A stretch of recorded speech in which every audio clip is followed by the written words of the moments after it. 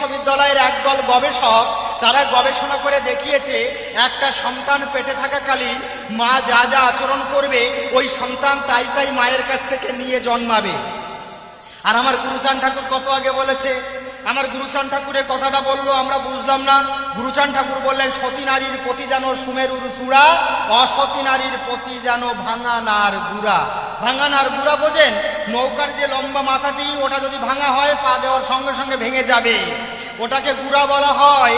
তাই বলছে অসতী নারীর প্রতি যেন ভাঙানার গুড়া। ওমা, একটা সন্তান পেটে থাকাকালীন আমরা কি করি? আমরা কি কখনো বলেছি চল তো একটু দীনপাগলের আশ্রমে যাই, একটু হরিকথা শ্রবণ করে আসি? আমরা বলিনি। কখনো আমার ছোট্ট সন্তানটিকে হাত ধরে বলেছি বাবা চল আজ একটু দীনপাগলের আশ্রমে যেতে হবে, বহু সাধুরা এসেছে, তারা সাধু কথা বলবে। আমরা কখনো তাকে হাত ধরে আনিনি একটু সাধু কথা শ্রবণ করার জন্য।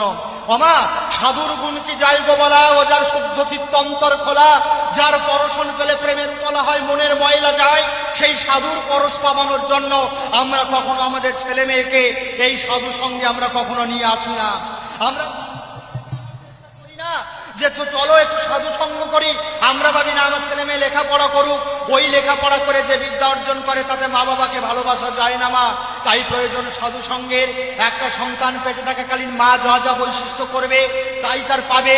বিজ্ঞানের ভাষায় বলছে ডিএনএ, ডিঅক্সিরাইবো নিউক্লিক অ্যাসিড নামক সূক্ষ্মতন্তু, যা পিতামাতার বৈশিষ্ট্য সন্তানের মধ্যে বয়ে নিয়ে আসে। আমরা আমাদের মা বাবারা, আমার মারা যখন বিশেষ করে পেটে সন্তান থাকে তারা কি করে মা? তারা কি শ্রী শ্রী হরিলীলামৃত পাঠ করে? করে না।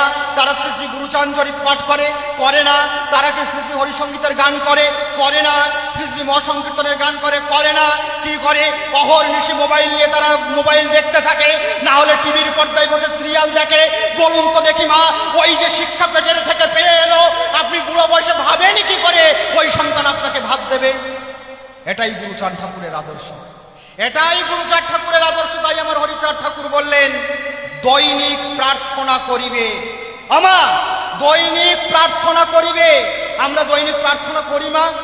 হরিচাঁদ ঠাকুরের দ্বাদশটি একটা টানিয়ে রেখেছে, এই সদা সত্য কথা বলিবে, পরস্পরকে মাতৃজ্ঞান করিবে, জগৎকে প্রেম করিবে, শ্রী শ্রী হরি মন্দির প্রতিষ্ঠা করিবে, সরলীকৃত হইতে সাবধান থাকিবে। এই যে দ্বাদশটি বাণী টানিয়ে রেখেছে আমার হরিচাঁদ ঠাকুরের, এই দ্বাদশটি আজ্ঞার মধ্যে একটা আজ্ঞা হচ্ছে দৈনিক প্রার্থনা করিবে। প্রার্থনা করলে কি হয় মা?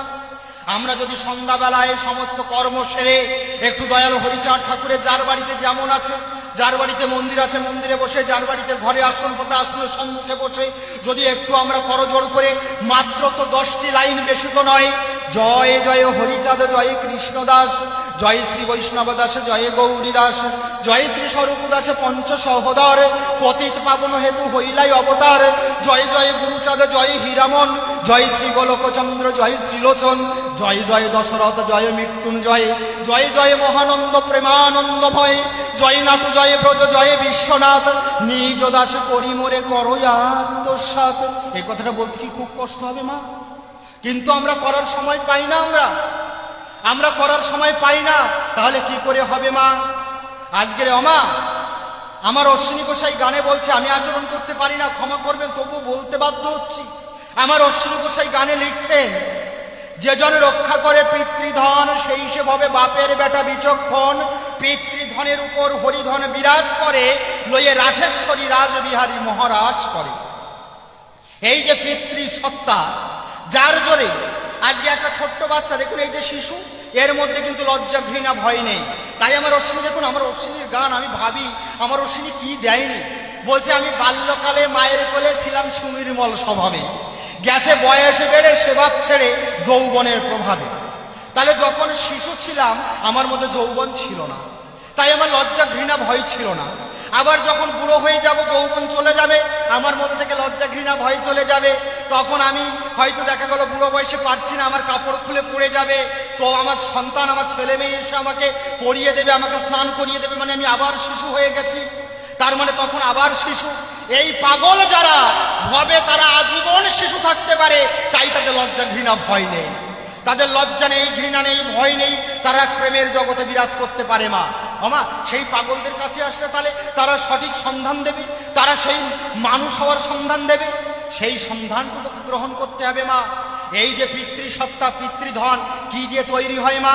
আমরা যা খাবার খাই সেই খাবার থেকে তৈরি হয় পিতৃধন, যাকে বলা হয় বীর্য। এটা আমরা আজকের দিনপাগলের আশ্রম থেকে যে প্রসাদ গ্রহণ করব, এক চন্দ্রমাস 27.5 দিন পরে 1 ফোঁটা বীর্য তৈরি হবে।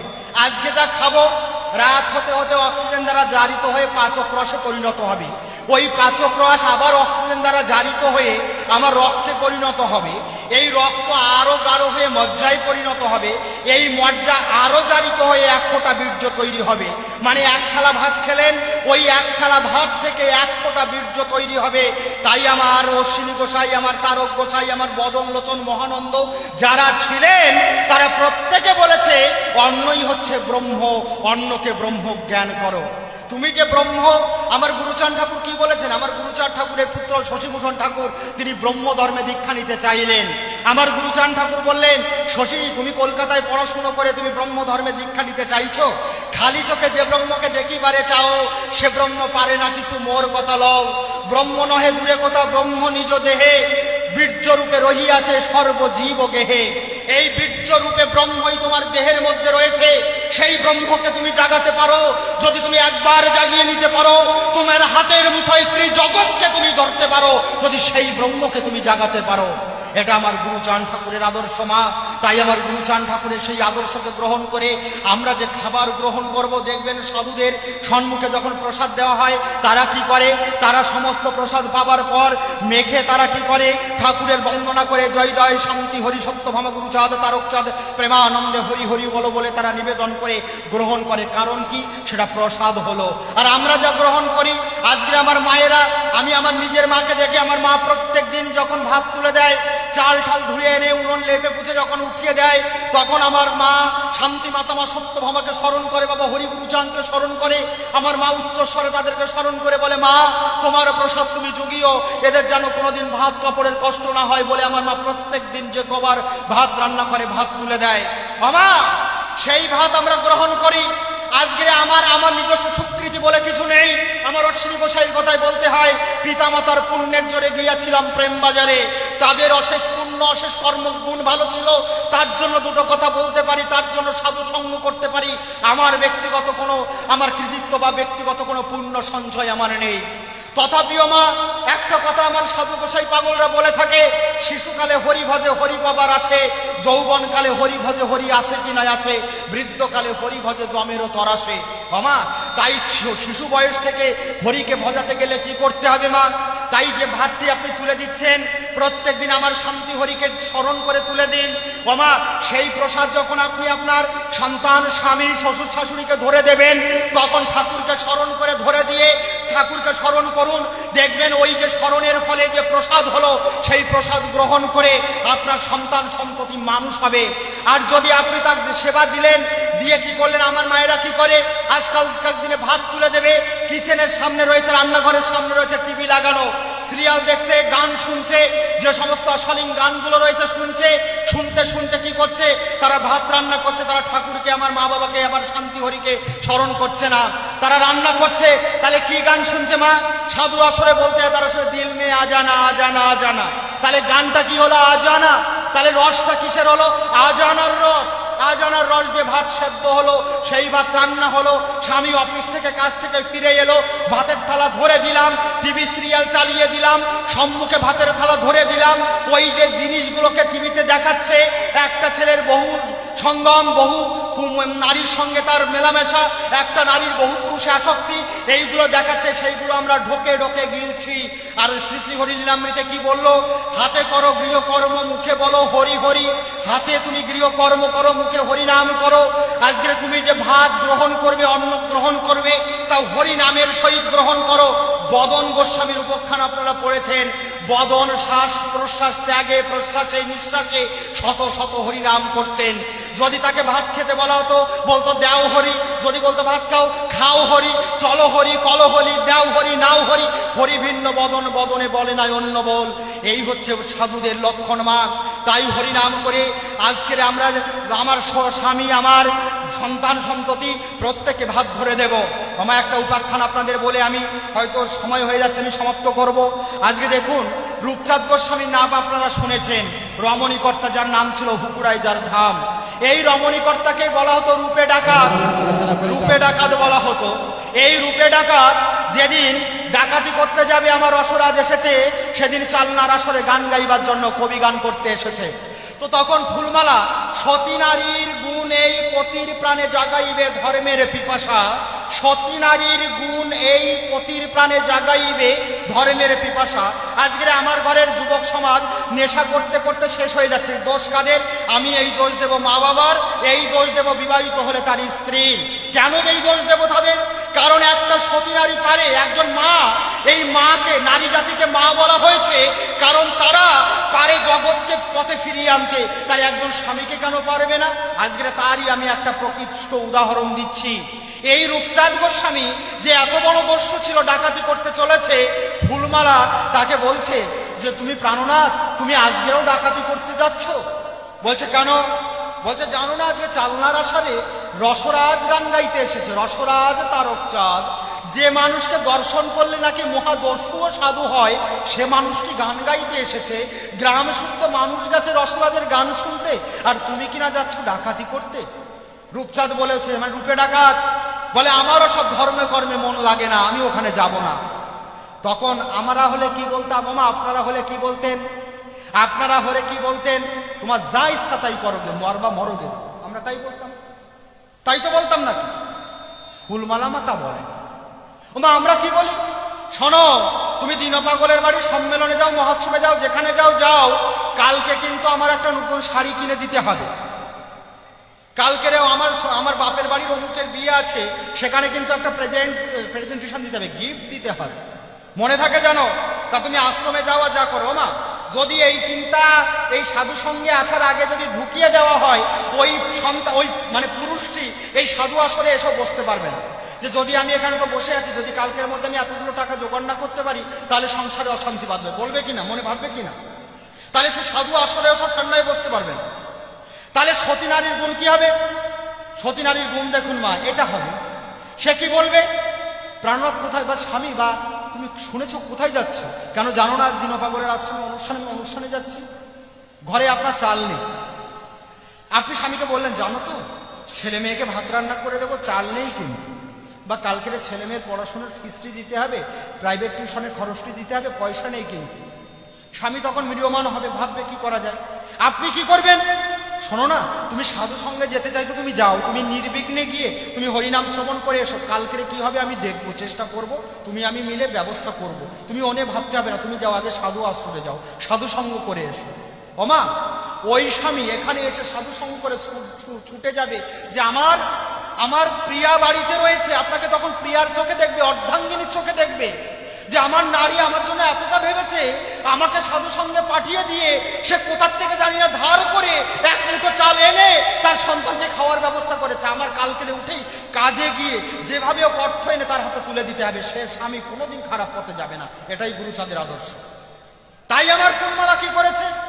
আমার ফুলমালা বলেছে প্রাণনাথ, তুমি তো জানি তুমি ডাকাতি করতেই যাবে, তা আমি তোমাকে একবার তোমার চরণে মিনতি করছি, তুমি দাও, ডাকাতি করতেই যাও, তবে যাবার সময় একটিবার তুমি রসরাজকে দর্শন করে যেও। বলে ও বেরিয়ে পড়লো। এদিকে ফুলমালা ভাবছে মনে মনে, হে রসরাজ, আমি শুনেছি তুমি পরম হরিভক্ত, তোমার দর্শনে নাকি মহাদস্যু সাধু হয়। আজ আমি তোমার চরণে মিনতি জানাই রসরাজ, তুমি তাকে একটু তোমার কাছে টেনে তুমি যেন তাকে মানুষ করে দিও। সতী নারীর গুণ মা। তখন রমণীকর্তা ডাকাতের বেশে চলেছে, পথে যেতে যেতে ভেবেছে এই দাঁড়া, সঙ্গী সাথীদের বলছে দাঁড়া। বলে কেন? বলছে শোন, আমার স্ত্রী তো বলেনি ওই হরিনামটাম শ্রবণ করতে বা কবি গান শুনতে, বলেছে একবার একটু দেখে যেতে। তাই স্ত্রী এত করে বললো ফুলমালা, আমি একবার অন্ততপক্ষে দেখে যাই। তো ওই রূপচাঁদ মানে রূপে ডাকাত ওই পোশাক পরে কবি গানের আসরে গেছে। ওমা এই যে আপনারা এত সুন্দরভাবে বসে হরিনাম শ্রবণ করছেন, যদি এখন একটা মস্তান গুন্ডা যদি চলে আসে, যদি তাকে চেনেন, তাহলে আপনাদের মনের মধ্যে একটা ভয় হবে না, নাকি একটা অঘটন এখানে ঘটে। তো সাধারণ মানুষ যারা গান শুনছিল তারা ভাবছে আজকের এখানে একটা বড় অশান্তি বিশৃঙ্খলা ঘটবে, কারণ রূপে ডাকাত আজকে এই আসরের দিকে আসে। তখন রূপে ডাকাত রূপচাঁদ গোস্বামী গিয়ে ওই আসরে দাঁড়িয়েছে, আসরের পেছনে। আর আমার তারক রসরাজ, যার উপজটা বাঁধা, যার সৌম্য তনু রম্য জনু চৌরাশ ললাট, যার শুভ্রকান্তি কলেবর দেহ, তিনি দুহাত তুলে গান গাইছে, মনা ভাই দেখ নাছে ভবের খেলা। হাত তুলে গান গাইছে, মনা ভাই ভবের খেলা দেখো। দিনে দিনে বেলা ডুবে যাচ্ছে, কিন্তু আমরা কেউ তার কথা ভাবার সময় পাই না। আমার রসরাজ গান গাইতে গাইতে ভাবসাগরে প্রেমের তরঙ্গ বয়ে যাচ্ছে মা। কখন ওই রূপে ডাকাত, কখন নিজ আপন আত্মহারা হয়ে নিজের দর্শক বৃত্তির মন ভুলে গিয়ে কখন ওই আসরে পড়ে হরিনাম শ্রবণ করতে করতে গড়াগড়ি দিয়েছে, তার অজান্তে সে নিজেও জানে না। ওই যে দৃষ্টিবাণে রসরাজ তাকে যে মানুষ করে নিল, সেই মানুষ হওয়াতে আমার রূপে ডাকাত রমণীকর্তা হয়ে জগতের মাঝে দক্ষিণ দেশে হরিপ্রেম সাগরে ভাসিয়ে গেছে, হরিপ্রেম সাগরে মাতোয়ারা করে গেছে। ওমা, তাহলে সতী নারী কি পারে না? সতী নারীর গুণ এই মা। ওমা, আজকের আমার গোপাল সাধু হয়েছিল শুধু কাঞ্চন মাতা ছিলেন বলে, আজকের রূপচাঁদ গোস্বামী হয়েছিলেন ফুলমালা মাতা ছিলেন বলে, আজকের এই মায়েরা ছিলেন বলে আজকের সাধু হতে পারে। তাহলে আমরা সেই চিন্তা ভাবনা করবো মা, নিজের ছেলে মেয়েকে মানুষ করব। গুরুচাঁদ ঠাকুরের আর একটা আদর্শের কথা বলি। আমার গুরুচাঁদ ঠাকুর বলছে, তাস পাশা না খেলিবে, না করিবে চুরি, মদ গাজা জুয়া দাবা সব দাও ছাড়ি, অসাতর সঙ্গ ছাড়ি হরি হরি বলো, কুফল বিফল হবে পাবে প্রেম ফল। আমার গুরুচাঁদ ঠাকুর বললেন, তাস পাশা না খেলিবে, না করিবে চুরি, মদ গাজা জুয়া দাবা সব দাও ছাড়ি, অসতের সঙ্গ ছাড়ি হরি হরি বলো, কুফল বিফল হবে পাবে প্রেম ফল। কেন আমার গুরুচাঁদ ঠাকুর বললেন? আমার গুরুচাঁদ ঠাকুর যখন এই কথাটি বললেন, তখন আমার সমাজের মানুষ মদ কি জিনিস, অ্যালকোহল কি জিনিস, এটা আমার সমাজের মানুষ চিনত না। তবে আমার গুরুচাঁদ ঠাকুর কেন বললেন? আমার গুরুচাঁদ ঠাকুর ত্রিকালদর্শী, শশা গড়া জগৎ সংসার যিনি দর্শন করতে পারেন। আমার গুরুচাঁদ ঠাকুর বুঝেছিলেন, একটা দিন এমন সময় আসবে আমার এই যুব সমাজ নেশাগ্রস্ত হয়ে এই সমাজটি একেবারে অধঃপতনে চলে যাবে। তাই আমার গুরুচাঁদ ঠাকুর বলেছিলেন, তাস পাশা না খেলিবে, না করিবে চুরি, মদ গাজা জুয়া দাবা সব দাও ছাড়ি। বাবা, মদ খেলে কি হয়? মদ খেলে পুরুষ দেহে বা যেই মদ খাক তার ডিএনএ গুলো দুর্বল হয়ে যায়। এই ডিএনএ মানে কি? ডিঅক্সিরাইবোনিউক্লিক অ্যাসিড, যা বংশগতির ধারক ও বাহক। ওমা, দেখবেন যখন মানুষ মদ খায়, বাবা যখন মানুষ মদ খায় কি হয়? মদ খেয়ে যখন রাস্তা দিয়ে চলে, সে স্বাভাবিকভাবে চলতে পারে? সোজাভাবে হেঁটে যেতে পারে? সোজাভাবে কথা বলতে পারে? পারে না। কেন পারে না? অ্যালকোহল অর্থাৎ মদ যেটাকে বলি, এইটা যখন আমার শরীরে যায়, তার মধ্যে যে মাদকতা থাকে ওটা আমার দেহের বিভিন্ন কোষগুলোকে দুর্বল করে দেয়। মানে আমি যে হাতটাকে স্বাভাবিকভাবে নাড়াচ্ছি এই ক্ষমতাটা রাখে না। এই যে আমি হাতটা নাড়াচ্ছি, কখনো একটা আঙুল তুলছি, কখনো 5টা আঙুল তুলছি, এইটা কে নির্দেশ করছে আমাকে? আমার গুরু মস্তিষ্ক রয়েছে এখানে। এই মস্তিষ্ক আমাকে নির্দেশ করছে যে তুই এই কথাটার পরে এই কথাটা বলবি, এইভাবে হাতটা নাড়াবি, এটা সঙ্গে সঙ্গে নির্দেশ করছে। তাহলে ভাবুন, তাহলে তড়িতের চাইতে বেশি ক্ষমতা সম্পন্ন। যখন আমরা মদ খাই ওইটাকে দুর্বল করে দেয়, ব্যালেন্স রাখতে দেয় না, তখন আমরা দোল খেতে থাকি, দাঁড়াতে পারি না, আমার হাত পা কাজ করে না। তার মানে কি? আমার দেহের অঙ্গ প্রত্যঙ্গগুলো দুর্বল হয়ে যায়। আর কি দুর্বল হয়? আর দুর্বল হয় হচ্ছে বীর্য। যে বীর্যগুলো দুর্বল হতে থাকে, তাই একটা যুবক বা একটা যুবতী যদি নেশা করতে থাকে, ওর যে একটা যুবকের শরীরে যে পিতৃসত্তা আছে, অর্থাৎ যা দিয়ে একটা সন্তান জন্ম নেবে, যাকে বলা হয় শুক্রাণু, এই শুক্রাণুগুলো দুর্বল হয়ে যাবে। এই শুক্রাণুগুলোর মধ্যে থাকা বৈশিষ্ট্য ডিএনএ তা দুর্বল হয়ে যাবে। এইবার তারপরে ওই সন্তানের মধ্যে থেকে যে শুক্রাণু মাতৃজঠরে গেল, ওই মাতৃজঠরে যাওয়া ওই দুর্বল শুক্রাণু থেকে যে সন্তান জন্ম নেবে, সে সন্তান জীবনে কখনো ডাক্তার, বিজ্ঞানী, আইএস, আইপিএস হবে না। সে সন্তানও মাতাল হতে বাধ্য হবে মা। তাই আমার গুরুচাঁদ ঠাকুর বলেছে, মদ গাঁজা খাওয়া যাবে না যদি ভালো সমাজ গঠন করতে চাও, যদি মানুষ হতে চাও। আমা, আজকের আমরা সন্তানের সাথ যখন করি, সন্তান কয়ভাবে হয়? আমার গুরুচাঁদ ঠাকুর বলছে দুভাবে হয়। কিভাবে হয়? বলছে একটা কামের সন্তান আর একটা কামনার সন্তান। কামের সন্তান কাকে বলা হয়? নারী পুরুষের জৈবিক তাড়নার বশবর্তী হয়ে একে অপরের সহিত মিলিত হয়ে যে সন্তান জন্ম দেয়, ওটা কামের সন্তান। ওই কামের সন্তান মা বাবারে ভালোবাসবে না জীবনে। ওই কামের সন্তান মা বাবাকে ভাত খেতে দেবে না। ওই কামের সন্তান হরিমুখী হবে না। গুরুচাঁদ ঠাকুর বলছে, তোমাদের প্রয়োজন কামনার সন্তান। কেমন করে মা? যদি একটা সন্তানের প্রয়োজন হয় তোমরা ঠাকুরের কাছে প্রার্থনা করো, হে দয়াল হরিচাঁদ, হে দয়াল গুরুচাঁদ, তোমাকে আমরা স্মরণ করছি প্রভু, তোমরা কৃপা করো এই জঠরে যে সন্তান জন্মগ্রহণ করবে সে যেন তোমার ভক্ত হতে পারে, মানুষ হতে পারে। ওমায় এমন করে যদি কামনা করে যদি তার কাছ থেকে সন্তান আনা হয়, সেই সন্তান সাধু হয়, সেই সন্তান মানুষ হয়, সেই সন্তান ডাক্তার, ইঞ্জিনিয়ার, প্রফেসর, বিজ্ঞানী হয়, সে সন্তান মানুষ হয়। আমার গুরুচাঁদ ঠাকুরের আদর্শ এখানে। আমরা কেবল গান গাইলাম মা, মানুষ হওয়া যাবে না মা। আমরা অনেকে ভাবি একটু দীক্ষা নেবানি, কেন? আতের জলটা শুদ্ধ হবে না, তাই তো ভাবি নাকি? অনেকে দীক্ষা নেয় কি করতে জানেন? আতের জল শুদ্ধ করতে বলেছে। অদীক্ষিত মানুষের আতের জল মূত্র সম আর অন্ন বিষ্ঠা সম। তাহলে বলে একটু তাহলে দীক্ষা টিক্ষা নিয়ে আসি, চলো একটু দীনপাগলের আশ্রমে যাই, একটু নাম ঠাম দিয়ে দেবে না, কাম হয়ে যাবে না। ও মা, শুধু নাম নিলে কাম হয় না, সঙ্গ করতে হয়, সাধু সঙ্গ। দীনপাগল কি আদর্শ দৃশ্য নেবেন না আপনারা? সে কি আদর্শ শিখালো, সেটা গ্রহণ করতে হবে, ওই আদর্শ নিতে হবে। মাগো, যদি দীক্ষা নিলে মানুষ মানুষ হয়ে যেত, হং জং রং লং বং ওং ক্লিং লিং ইত্যাদি বীজ মন্ত্র কানে দিলে যদি মানুষ সাধু হয়ে যেত, তাহলে পৃথিবীতে যতগুলো চোর ডাকাত শাসর বদমাইশ আছে ধরে ধরে এনে দীক্ষা দিয়ে দাও, মানুষ হবে না। মা, যতক্ষণ নিজে মানুষ না হবে, নিজের মধ্যে বোধ না ঘটবে, যতক্ষণ মানুষের মধ্যে বোধের উত্তরণ না হবে, কখনো হরিনাম করেও তার ফলপ্রাপ্তি হবে না। তাই আগে নিজেকে মানুষ হতে হবে। তাই হরিচাঁদ ঠাকুর সেই মানুষ হবার ধর্ম দিল। আমার গুরুচাঁদ ঠাকুর বললেন, দীক্ষা তো স্বীকৃতি মাত্র, দীক্ষা তো স্বীকৃতি মাত্র, হব আমি ভালো, হব ভালো, কব ভালো, রব আমি ভালো। আমার গুরুচাঁদ ঠাকুরের কথা। বাবা, তোমার দীক্ষা কেবল স্বীকৃতি। তুমি ভালো হবা কখন? যখন তুমি ভালো কবা, ভালো হবা, তুমি ভালো থাকবা। তাই নিজেকে আগে ভালো হতে হবে। আর নিজেকে ভালো হতে হলে প্রয়োজন কি? ভালো সঙ্গ করা, ভালোভাবে থাকা, তবেই ভালো হওয়া যায় মা, না হলে ভালো হওয়া যায় না। আমার একটা দীক্ষার ঘটনা বলি। বরিশালে একটা গ্রাম, আমি গ্রামটার নাম এই মুহূর্তে মনে পড়ছে না, একটা ছোট্ট মেয়ে তার মানে বাবার কাছে ছোটবেলায় সে বায়না ধরেছে, মানে ওড়াখাদি গেছে, ওড়াখাদি যাবার পর বলেছে, ও বাবা, বাবা এটা একদম বাস্তব ঘটনা মা। আমার গ্রামের নামটা মনে পড়ছে না এই মুহূর্তে, বরিশালে। তো তার সেই ছোট্ট মেয়েটি বাবার কাছে বায়না ধরেছে, ছোট তো, বলছে বাবা ওই ওড়াখাদি গেছে, ঠাকুরের ছবি দেখেছে, বলছে বাবা এই কে?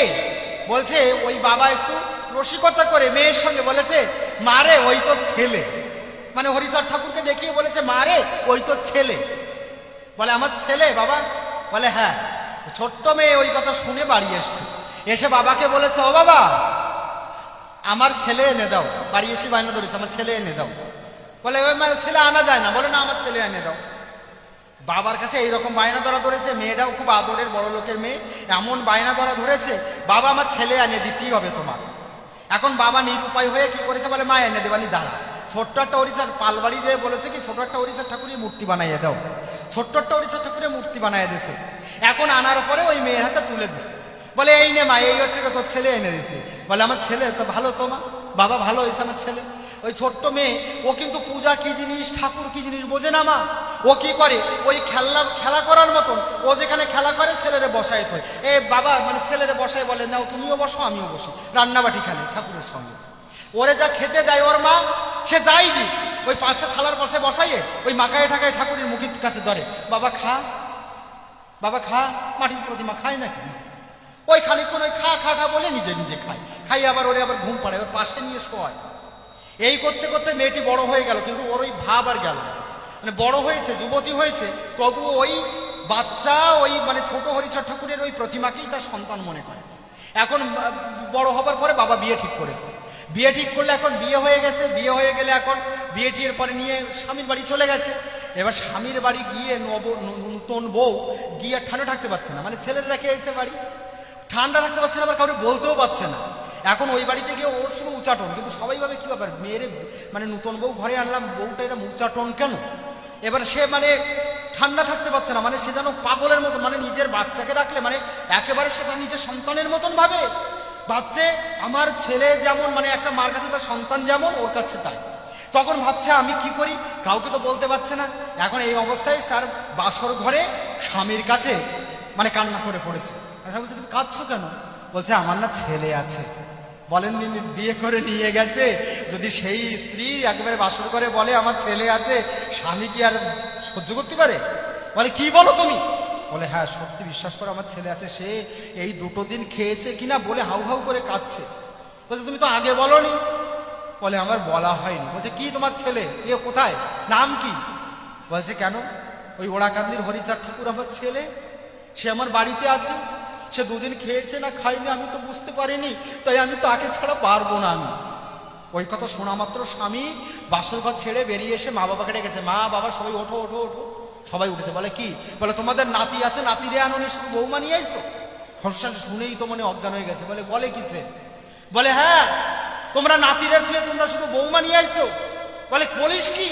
বলে এই ব্যাপার, ওড়াকান্দির হরিচাঁদ ঠাকুর তোমাকে নাতি, তারে থুয়ে তোমরা খালি বৌমা নিয়ে আইছো। বলে এ তো দেরি সহ্য হয় না, কালকে সকালেই যাই আমরা ঢাক ঢোল কাসর বাজাই আমরা আমাকে নাতি করে নিয়ে আসবো। ওই শুনে ওই স্ত্রী তো খুব খুশি। এইবার ওই এনে দিয়েছে ঢাকঢোল বাজিয়ে, 70টা মন্দির বানিয়ে দিয়েছে, সেখানে রেখে প্রত্যেক দিন ওই সন্তান জ্ঞানে তাকে সেবা করে। এখন একদিন তার স্বামী শ্বশুর শাশুড়ি কেউ বাড়িতে নেই, এক ভিক্ষুক এসেছে। এসে এক বৈষ্ণব ভিক্ষুক এসে দেখে ওই পুজো দিয়ে মানে খাওয়াচ্ছে, মানে এসে দেখে ওই মন্দিরে বসে ভাত মাখাইয়ে ওই মাটির প্রতিমার সামনে বসে বলছে, খা বাবা খা, তাড়াতাড়ি খা, আমি কাজ করব, বুঝিস না আগে আমি বাপের বাড়ি ছিলাম তখন কাজ করা কম লাগতো, তোরে নিয়ে বসে থাকতে পারতাম, এখন কত কাজ করতে হবে, তোর বাবারে খেতে দেবো, তোর দাদু ঠাকুমা খেতে দেবো, তুই তাড়াতাড়ি খা তাড়াতাড়ি খা। মাটির প্রতিমারে ভাত নিয়ে সাদাসাদি করতেছে। ওই বৈষ্ণব লক্ষ্য করেছে করে এখন বলে কি মা 2 ভিক্ষে, জয় রাধে ভিক্ষে। বলে কি ওখান দিয়ে ইঙ্গিতে দেখাইছে, মানে চুপ করে বসো দেব, বাবা আমার ছেলেদের খাওয়াই ঘুম পাড়াই দুপুর হয়েছে। এখন ওই খানিকক্ষণ ধরে ওইসব করে টোরে ওই মানে ছোট হরিচাঁদ ঠাকুরের মূর্তিকে শোয়াইয়ে রাখে, বাইরে এসে বলে বাবা এইবার বলো। বলে আমার ভিক্ষে দাও মা। বলে কারে খাওয়ালে? বলে আমার ছেলে। বলে কেডা তোমার ছেলে? বলে ওড়াকান্দির হরিচাঁদ ঠাকুর আমার ছেলে। বলে ও মা তা তুই দীক্ষা টিক্ষা নিছিস? বলে না তো বাবা আমি দীক্ষা নিইনি। তো কয়েকে দীক্ষা না নিলি তো তোর হাতে চলে গেছে, ওর মনে কিন্তু একটু ধরে গেছে যে আমি যদি আমার দীক্ষা না নিয়ে আমার ছেলেটা খাওয়াই, আমার ছেলের পেট খারাপ করবে। কত বড় সহজ প্রেম! সহজ প্রেম তো সহজ নয়। আমরা গান করি মা এরে বলে সহজ প্রেম, এ প্রেম আবার সহজ নাকি? সহজ প্রেম কিন্তু সহজ জিনিস না। ও মনে মনে ভাবে আমার ছেলের পেট খারাপ করবে আমি এই আদ্যে খাওয়ালে। স্বামী কাজ ছেড়ে বাড়ি আইতে বলে শোনো আমার কালকের একজন আজকের মধ্যে আমার গুরুদেব এনে দাও। কই কেন? বলে আমি দীক্ষা নেবো, না হলে আমার ছেলের ভাত দিয়ে খাওয়াতে পারতেছি না। বলে কেন? বলে এই ব্যাপার। বলে শোনো এত তাড়াতাড়ি তো পাওয়া যায় না, তো আমি তোমার খুঁজে এনে দিচ্ছি, তোমার একজনকে দিয়ে তোমার দীক্ষা দেওয়া হবে।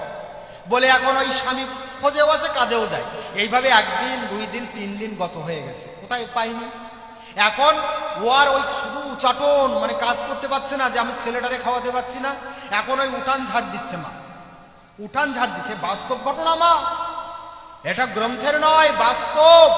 মানে গ্রন্থেও যা আছে বাস্তব, আর এটা একেবারে বাস্তব মা। তখন কি বলছে? বলছে কি ওই উঠান ঝাড় দিচ্ছে, ওই মন্দিরে পাশ ঝাড় দিচ্ছে, আর ওর উচাটন মন, আমি এখনো গুরুদেব এলো না, আমি দীক্ষা নিলাম না, আমি ছেলেকে খাওয়াবো কি করে, ওই বলে আর কাঁদে আর উঠান ঝাড় দিচ্ছে। এখন উঠান ঝাড় দিতে দিতে কেউ পিছনে ডাক দিচ্ছে, ও মা আমার খিদে লাগেছে রে মা, খেতে দিবি না? হাউ করে কাঁদছে। বলে কে ডাকে আমারে? আবার ঝাড় দিচ্ছে। বলে আমার মনে হয়তো ভ্রান্ত হয়েছে। আবার ঝাড় দিতে দিতে দিতে দিতে এবার ঝাড় দিচ্ছে, পেছন থেকে এসে কাপড়ের আঁচল ধরে টেনে বলছে, ও মা 3 দিন হয়ে গেল তুই আমাকে খেতে দিসনি মা, খেতে দে আমি খাবো।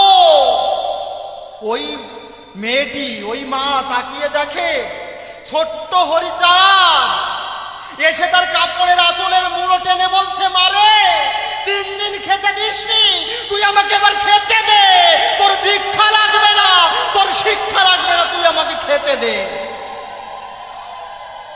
আমা নিহেতু প্রেম, এটা হলো নিহেতু প্রেম মা, যে প্রেমে খাদ নেই, যে প্রেমে উঁচু নিচু জ্ঞান নেই, এই প্রেমে ঠাকুরকে পাওয়া যায় মা। এটাই মতুয়ার প্রেম মা, এটাই মতুয়ার বাজার। মতুয়ার অকামনা প্রেম মা, তারা ঠাকুরকে ভালোবাসে। ভালোবাসার জন্য আমি এই 2 বছর হচ্ছে সিধা মোড়াকাদি দর্শন করার সৌভাগ্য আমার হয়েছিল। আমি সিধা মোড়াকাদিতে গেছিলাম, আমি আমার বহু জন্মের পুণ্যের ফলে আমি সিধা মোড়াকাদিতে গেছিলাম। যাবার পর আমি ওখানে আমার ছোট মাসি, আমি জীবনে কখনো যাইনি, চিনিও না, তো গেছি সেভাবে খোঁজ খবর নিয়ে। আমার ছোট মাসিমা ওদেশে থাকে, আমি সেখানে গেছি খোঁজ খবর নিয়ে। যাবার পর আমার মেসোমশাই, আমার মাসিমারাও হরিভক্ত, বাড়িতে মন্দির আছে, মেসমশাই সঙ্গে বসে কথা হচ্ছে। মেসমশাই এবার বলতে বলতে হঠাৎ করে হাউ হাউ করে কাঁদছে। আচ্ছা মেসমশাই কাঁদছেন কেন?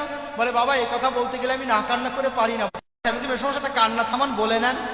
তা বলছে বাবা এ কথা বলা যায়, বলতে গেলে আমার কান্নায় বুক ভেঙে আসে। আমি বলছি কেন মেসমশাই কি হয়েছে? বলে ওই যে বলরাম গোসাইয়ের বাড়ি, এই বলরাম গোসাই সদা সর্বক্ষণ হরিনাম করত।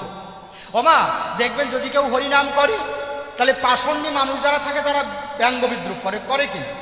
এটা ব্যঙ্গ বিদ্রুপ করবেই তারা, এটা তাদের হাতে ঠেকানো যাবে না। এটা আমিও তার সম্মুখীন হয়েছি। আমি যখন কলেজে পড়তাম, আমি যখন আমি এমএ করছি, তো আমার এক অধ্যাপিকা, তিনি ব্রাহ্মণের সন্তান। আপনারা নাম বললে চিনে যাবেন, আমাদের প্রাক্তন যিনি মানে উচ্চ মাধ্যমিক বোর্ডের সভাপতি ছিলেন, তার স্ত্রী। তো তিনি আমাদের অধ্যাপিকা। তো ভট্টাচার্য, বুঝতেই পারছেন ভট্টাচার্য, তার মানে সে ব্রাহ্মণ। এখন তিনি ক্লাস নিতে নিতে তিনি কোনো এক প্রসঙ্গে বলছেন যে এ কি ধর্ম করে এরা বুঝি না, এই কাদাগুলো জলের মধ্যে ডুবাই, এ করে তা করে, হ্যাঁ এগুলো ধর্ম হলো? নাচানাচি করে। আমি ফার্স্ট বেঞ্চের কোনায় বসা, আপনি কার সামনে কি বলছেন? বড় মতুয়া বসে রয়েছে রতন,